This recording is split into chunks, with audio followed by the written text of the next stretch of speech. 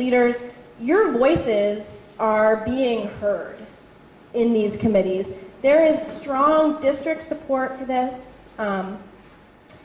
You're going to be making a change in your schools, a real change. And it's not just you that we're after. It's you and your friends and, the people that you represent. So if you're a teacher, please, at faculty meetings, talk about what we're doing here. Talk about the conversations that we're having here. Get feedback, get input, and bring it back. You're a faculty representative.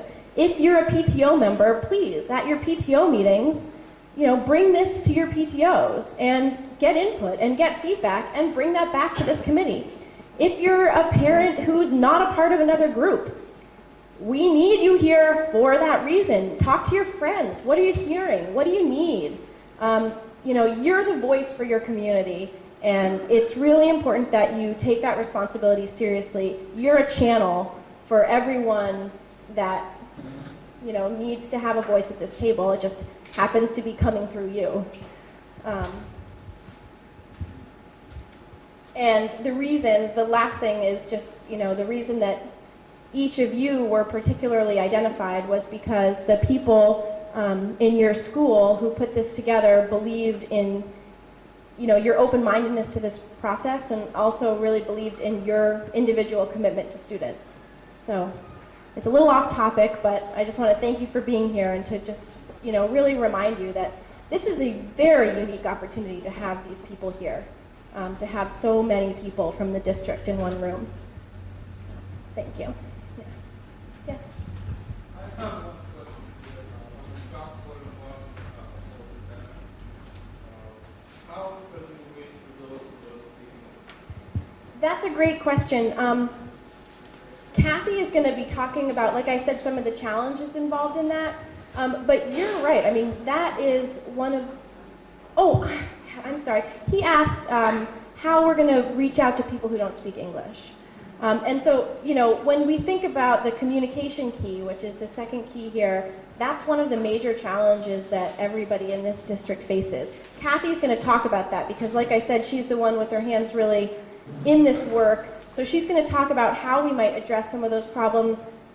Yeah? I just want to say, we do have homeschool liaisons who work very hard. Of course. To help many of our non-English speaking families. They don't do everything in person, but So, we have a structure in place that begin to address that. So Nancy is just pointing out that that the Burlington School District has a lot of homeschool liaisons that work specifically to address that problem, so that there is a structure in place. So to get at your question a little bit, I know I'm kind of getting ahead of myself and getting ahead of Kathy a little bit, but we're going to be, when you're thinking about this challenge and your group's working on your action plan, you're going to want to look at what's already in place in your school.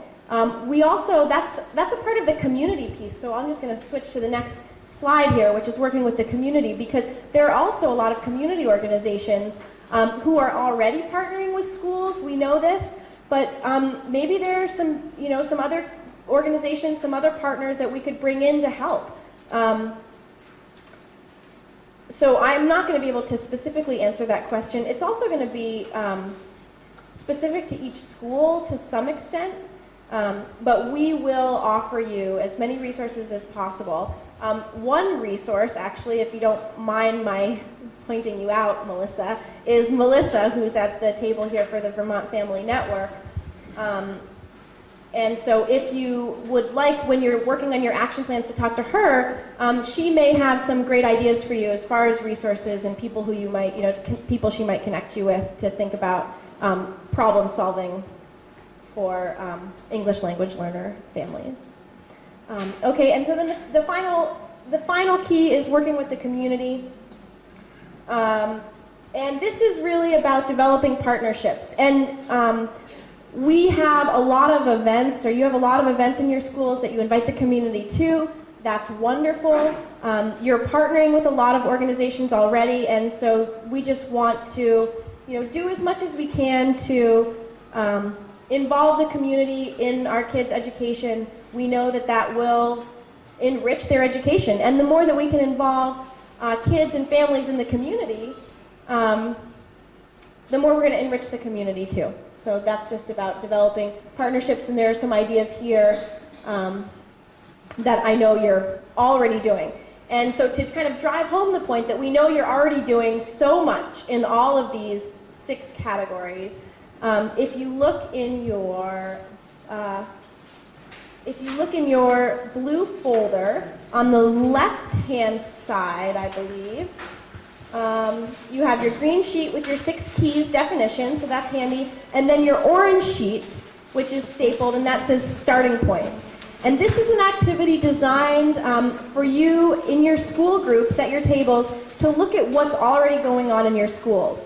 So the way that we recommend you do this, because there are 6 different types, and that's a lot of questions, is to pair up, or divide up into 6 groups, and each pair can answer the questions about your individual school for 1 key. And then that'll give you a sense of where your school is starting from, because these are the things you're going to build on when we go to look at developing our plans later this afternoon.